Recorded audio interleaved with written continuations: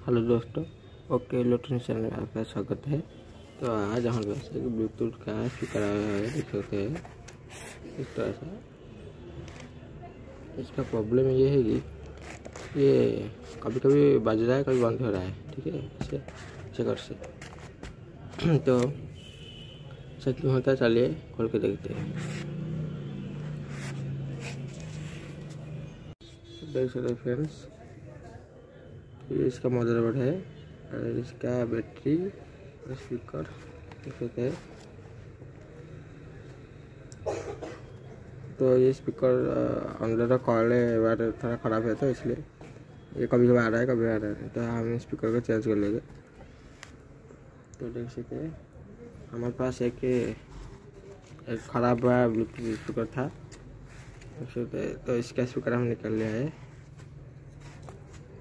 देख सकते हैं स्पीकर अच्छा है। ठीक है, तो इसे हम लगाएंगे। ठीक है, तो चलिए लगा के देखते हैं ये बढ़ता है नहीं।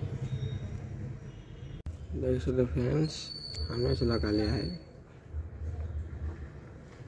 चलिए फिटिंग करके देखते हैं ये। चलिए देख सकते फ्रेंड्स, हमने इसे फिटिंग कर लिया है। चलिए अब ऑन करके देखते हैं।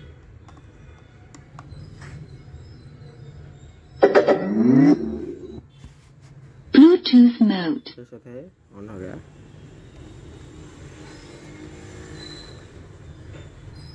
तो आज के लिए इतना, मिलते हैं नेक्स्ट वीडियो में।